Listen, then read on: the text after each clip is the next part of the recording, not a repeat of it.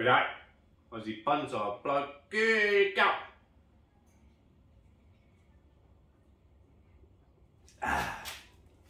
Right guys, today, this tree here we're going to be working on, I collected this tree 6 years ago with Rod from the Hills Bonsai Club when it was sort of a club. It was more of a gathering of 6 or 7 people, but it was sort of a club. And anyway, we went collecting with the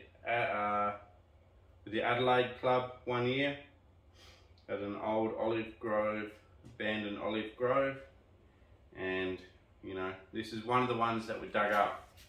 So pretty cool tree. I worked on it a few times already. I've carved it out. And I might have trimmed it last year, I think, in a video, not sure, but pretty sure I did. And anyway, today, all we're going to be doing today is to trim back all of these long branches.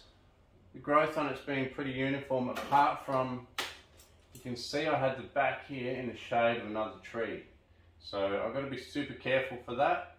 Next time I put it back on the bonsai stand, I'm going to have this part to the sun, and the other tree that was shading this too much will have to be moved because I don't want it killing off branches, and these branches here almost haven't grown at all. They will shoot out now that I'm going to put them in the light.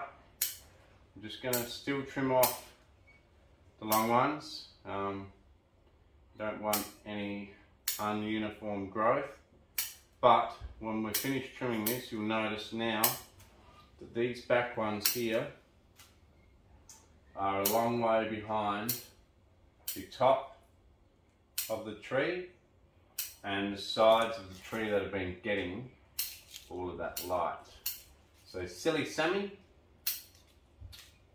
lazy Sammy I should say, lazy Sammy, look what you've caused, mate. You are a shocker, absolute shocker. So it's still alive luckily. If you left it for too much longer, branches would actually start dying off. Luckily they haven't.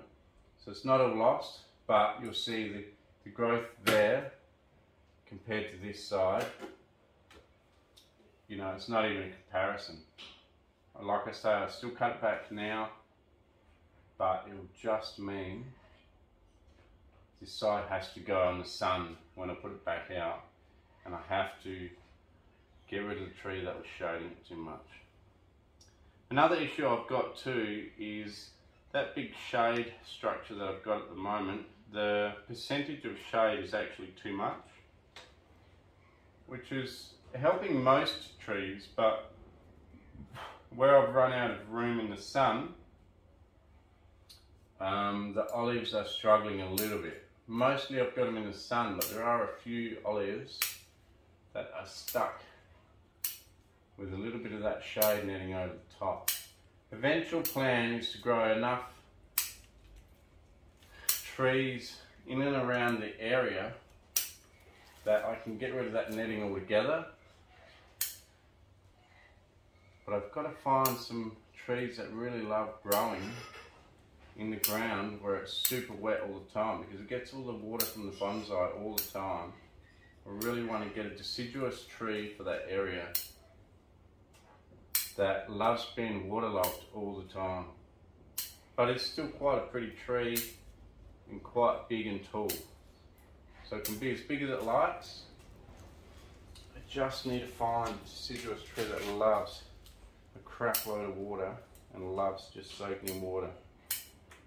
A nice one. I don't want to put an ash or anything in there. I want to put something really nice. At the moment, the Indian flame trees actually doing pretty well in there, but they're quite a bushy tree. They are deciduous, yes. They're quite bushy though, and put out an absolute crap load of shade in summer. I would rather have something a little bit more sparse that allows some dappled light to come in summer.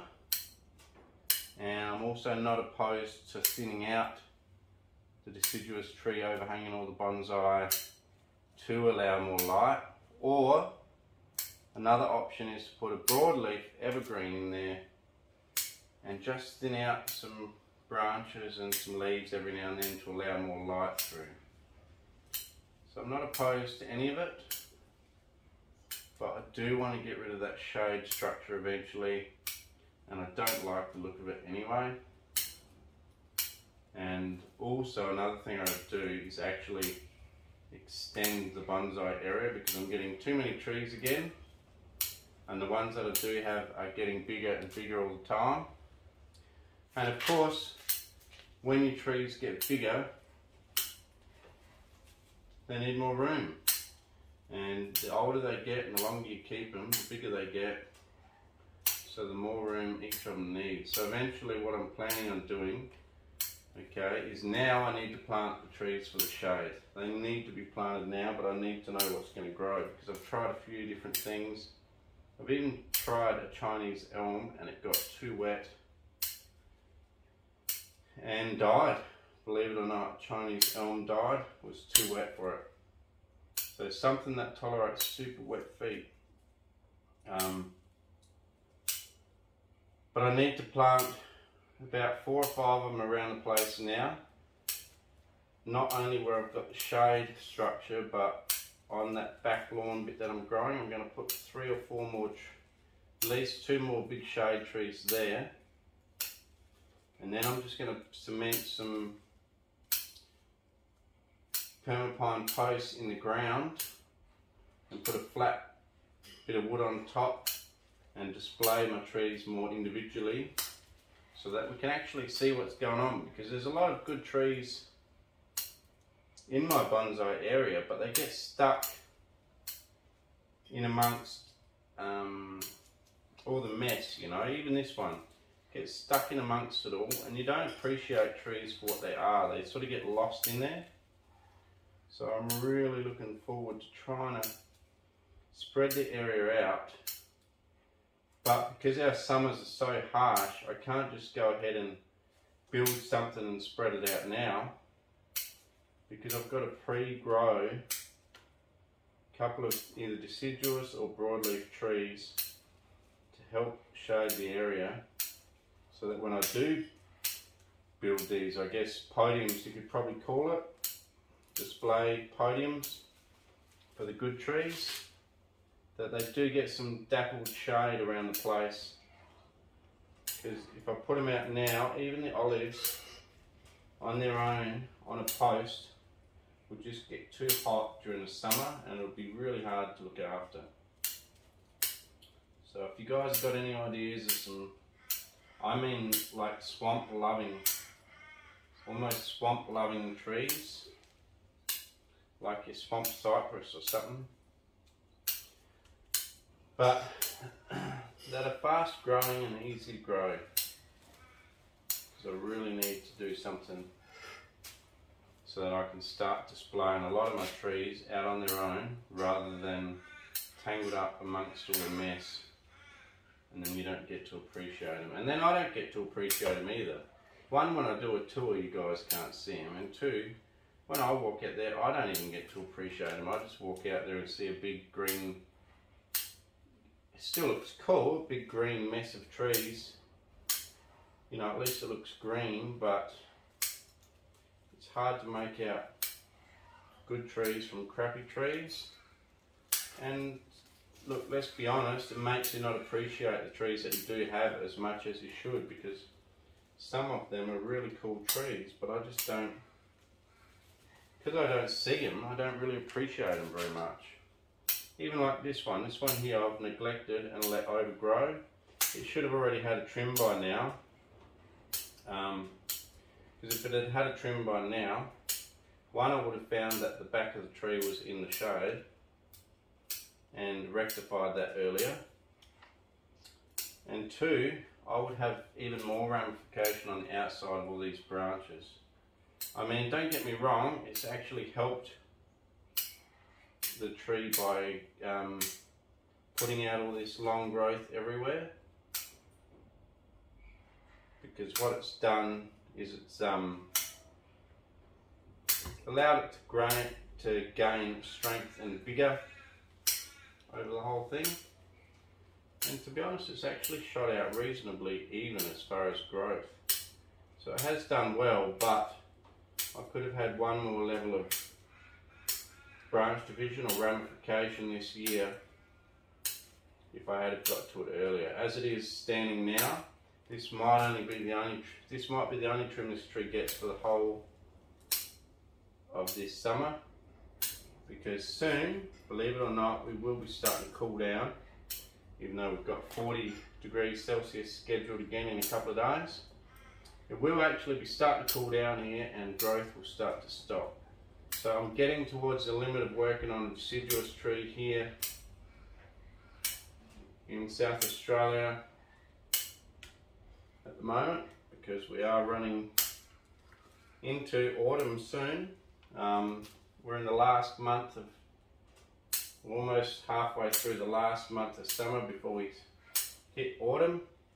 And then you've got to double guess yourself as to when to work on a deciduous tree, because if you work on it too late, you just lose everything that you gain until, like if I cut it back now, some of these deciduous trees that I do have, what can happen is they'll put out this weakish growth, and then there's a good chance that coming into autumn or into winter, they lose all of that growth that they put on, and all you achieved was to lose, more energy out of the tree. You would have been better off leaving it alone, trimming it again in spring, and you would have weakened the plant less and had a better spring flush. If you do it too late, you don't quite get the same spring flush. So last month of summer in Australia, probably still okay. You can probably still work on your deciduous now. Don't leave it too much later. I'll probably still give my crepe myrtles another late trim, because they seem to hold on to their late branches pretty late and they don't seem to lose them. And that saves having to trim them in winter because they don't like to be trimmed. But anyway, back to this olive. Basically trimming back everything to a short little shoot. I could get in there and clean out all these little leaves and stuff on the insides of all the branches where they grow out from, but naturally they drop off anyway over a couple of years. So yeah, it'll look better in the short term, but in the long term it'll still drop them off anyway, and just saves you that extra little bit of hard work. So this tree, yeah, like I say, collected maybe 6 years ago. Super happy with how this one's growing. As you would have seen, that other one that I worked on that I got from the side of the road is similar age, with only half as much branch structure as this one in the same amount of time. So it just goes to show some trees grow a lot better than others. Another thing I'll point out with this one too is this one here is a really, really beautiful, absolutely gorgeous small leaf on this one. So this one here has got a naturally really small leaf. You'll find with the really small leafed ones, they have fairly, if you look at them, they have a lot of stick compared to the amount of leaf. And if you look at the big leafed ones, they actually have a lot more leaf compared to stick. Just an interesting observation. These here are meant to be the African olive, which was apparently brought in for hedging, hedge plants. Whether or not they were hedge plants to divide sheep paddocks or whether they were hedge plants for gardens, I don't know, but either way, these are meant to be the African ones and the big leafed ones are the European ones. Whether or not they've hybridized and mixed and the seeds grow differently, I don't know.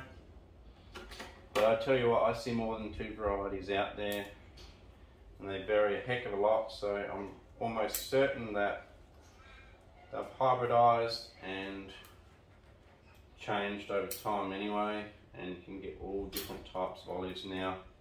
These here, you'll also notice they don't fruit. You'll pretty well never see fruit on these, especially as a bonsai, because you're cutting all the fruiting wood off all the time. So I've never had one fruit. I have seen pictures of European ones in full fruit as a bonsai. I've only ever once had a European one as a bonsai, and I found it a lot weaker actually. Just working on it and trimming it and looking after it, I found the growth on it a lot weaker, so just keep that in mind. These African ones seem to be stronger. You can work on them more, you can cut the roots back harder, you can carve them harder. The European ones don't seem to enjoy being cut back too hard, and they don't really enjoy being root pruned too hard either, whereas these African ones don't seem to mind whatever treatment you give them. And you can also flat cut the bottom when you first collect them, which is what happened to this one. Got weeds growing in here, and they've actually taken up residence to the point where I can't even pull the roots out. Anyway, all good. So you can see how small the leaves are, and it's starting to become quite a believable tree. I could chop this one here off, or this front one here off, just have the side one. It's a possibility, but at the moment I think it adds more than it takes away. And when I'm deciding on whether to cut a branch off, basically that's all I decide. Is it adding to the tree, or if I take it away, does it add to the tree if I take it away, or does it, you know, take away from the tree? I think it adds to the tree having that little extra dimension coming straight out the front. So for now I'm going to leave it. I don't care where they originate from. I've got no idea where the left, right, whatever branches all come from. I just let them come from wherever they want to, and let them fill in the areas. Don't worry too much about the guidelines and where branches originate from. Just ask yourself, does it look better with it or better without it? If it looks better with it, keep it. If it looks better without it, get rid of it. And that's all you got to ask yourself. Better with it, better without it. As an actual design point of the tree, don't worry about where it comes from or anything like that. You can have the first 3 branches come from one side of the tree, that's fine, as long as it suits the shape of the trunk. Okay, there's a weird one coming down here, I'll get rid of that.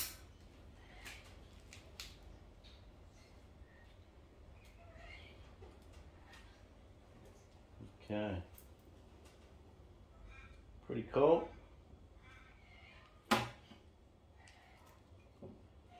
That one there could probably do, I'd say, with a bit of wire to put back out there. So that looks better. Might do that. Might just wire that one down to that one, guide wire.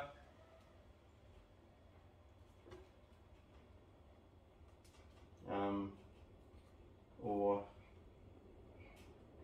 maybe there's enough branches here anyway. Let's just chop it off. A bit easier. There you go, gone. Still got this one here that fills in that area. Just clean off a couple of these little shoots. And that's it. So probably only, I don't know, half an hour, 40 minutes working on this tree.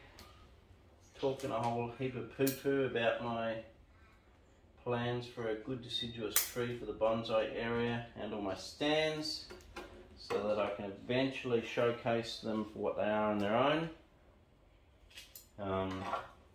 Let me know, give me some ideas. I need something super tolerant of soggy feet, really tolerant, and not a willow. and there is also water lines underneath, so we've got to keep that in mind.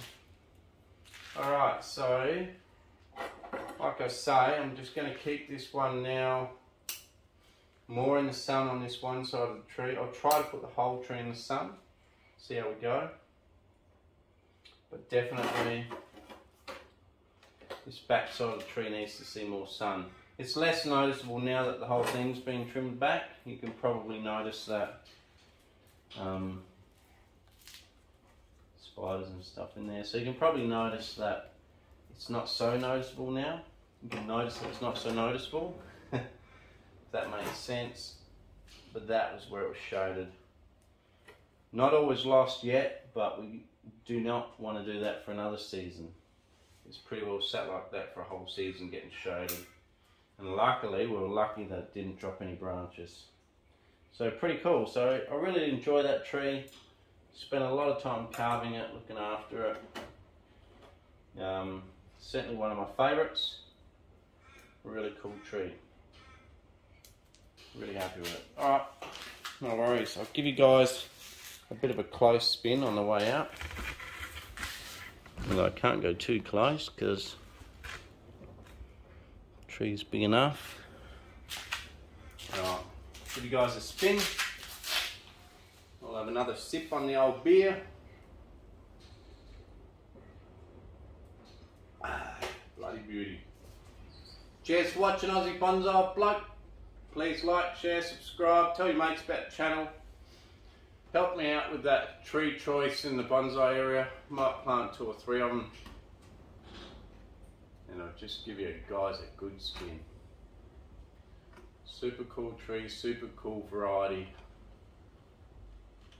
of tree for bonsai. It's a bit like the Premier of the Philippines. I think it's the Philippines or Indonesia, somewhere like that. Really cool. Spain have the best olives in the world, so if you want to really look at a good olive bonsai, look at Spain, not mine.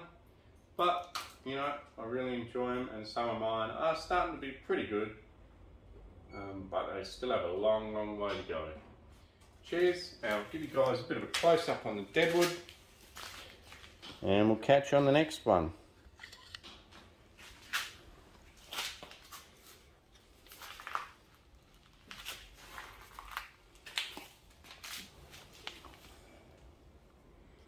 So you can see deadwood here that I've carved out. Spiders and stuff living in there. Another heap of deadwood back there.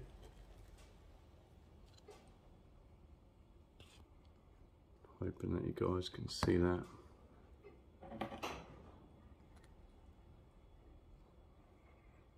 And some in here.